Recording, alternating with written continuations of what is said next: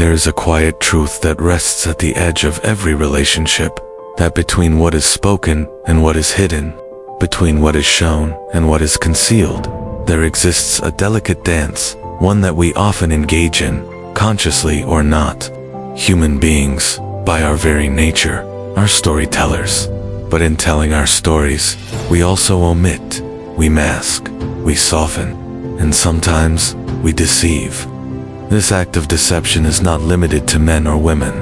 It is not unique to any single culture or time, but it often manifests differently depending on context, on gender roles, on history and expectation.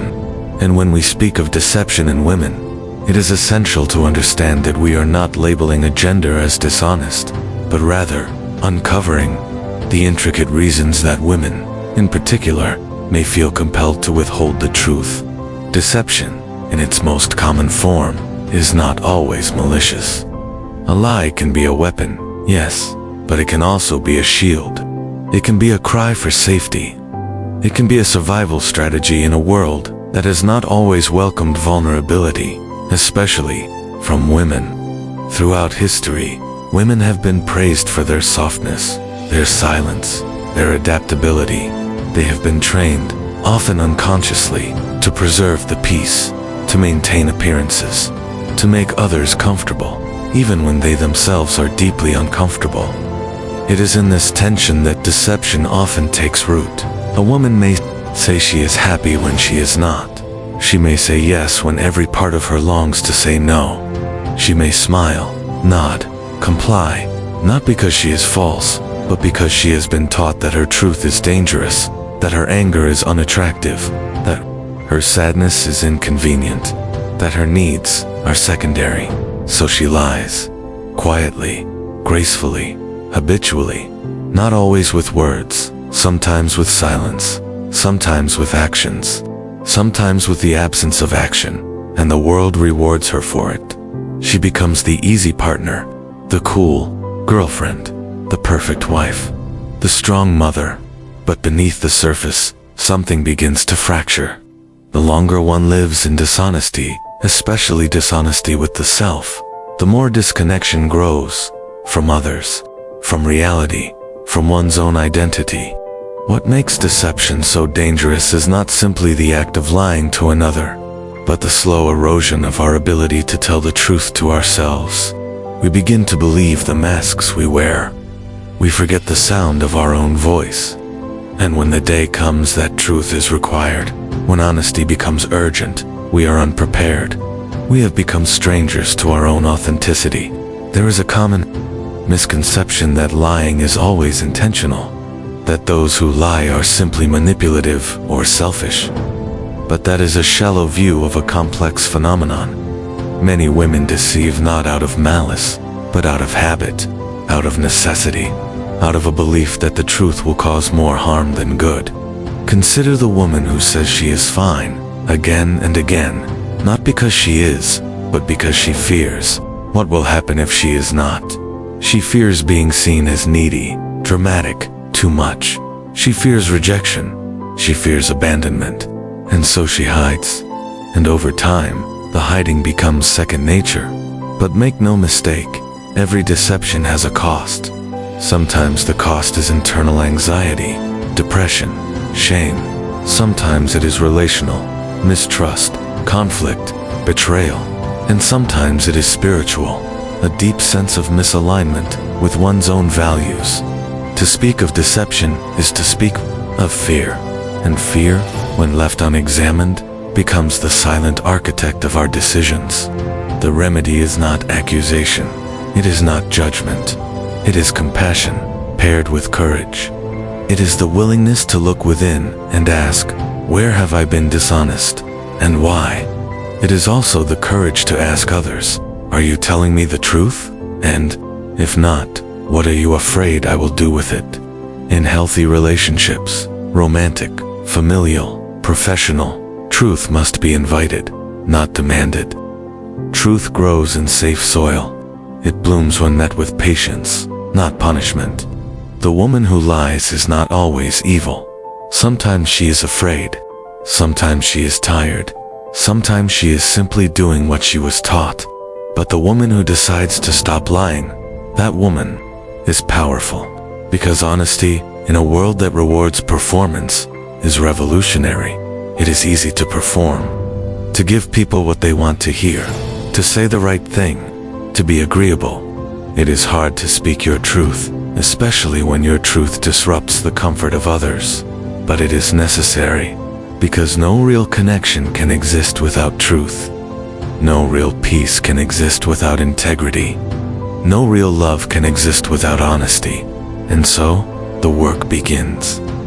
It is not enough to ask others to be honest with us. We must first be honest with ourselves. What are the lies I tell? Who do I pretend to be? What parts of myself have I hidden, diluted, denied? And what would it cost me to stop? This is not easy work, but it is essential. For when we stop deceiving, when we speak from a place of truth, we begin to attract different people, different opportunities, a different life. A life built not on performance, but on purpose. A life built not on fear, but on alignment. A life built not on deception, but on truth. And though that truth may scare some away, the ones who remain are the ones who are meant to be there. So let this be the beginning, not of blame, not of shame, but of awakening. Let us look at the ways we have hidden from each other and from ourselves. Let us speak, not with anger, but with clarity. Let us choose truth, even when it trembles in our throats, because only in truth can we truly be known, and only in being known can we be loved.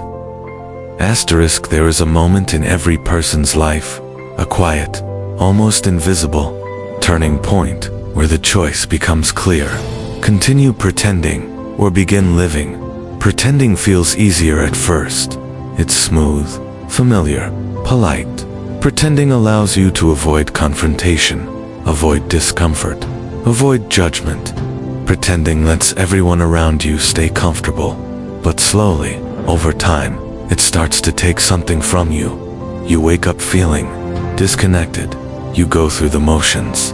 You smile when you're supposed to, laugh when it's expected. But deep inside, you begin to feel hollow. You start to wonder who you really are beneath all the versions you've become for other people. And that is the quiet tragedy of deception. Not the lie itself, but the way it erodes the foundation of your identity. For many women and men, too, this process starts early. We are taught what to say, how to behave, which parts of ourselves are welcome, and which parts are too much.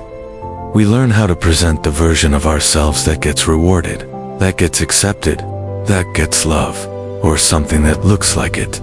But what good is being loved for a version of yourself that isn't even real? What good is acceptance if it costs you your authenticity? Eventually, the cost becomes too great. The smile becomes too heavy. The silence becomes too loud. And in that moment, that breaking point, you are faced with a decision. Tell the truth, or continue living a lie.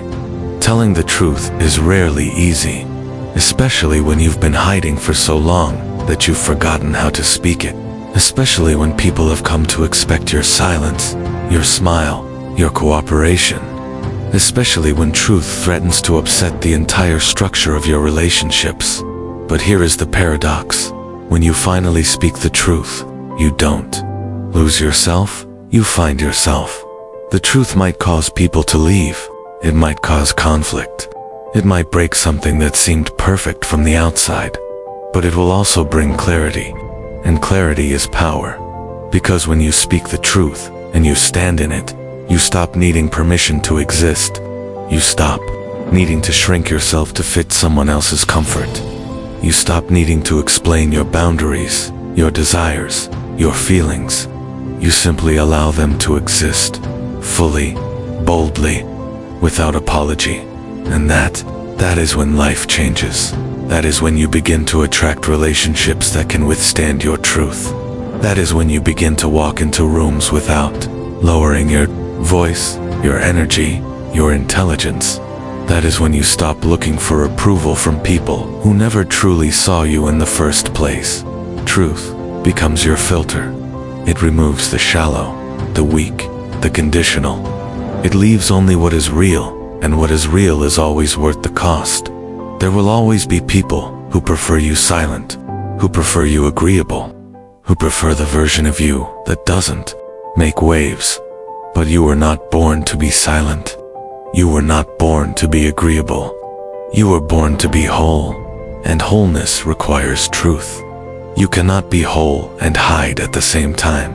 You cannot be powerful while pretending to be powerless. You cannot be free while carrying the weight of a false identity.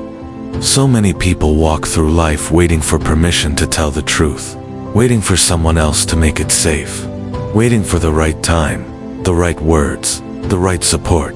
But the truth doesn't need permission.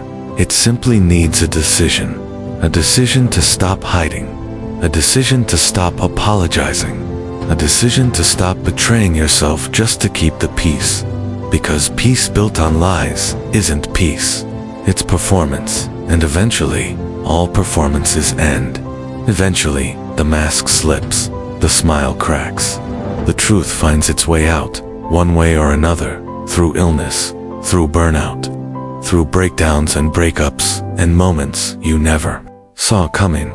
It is far better to face your truth willingly than to be dragged into it by life.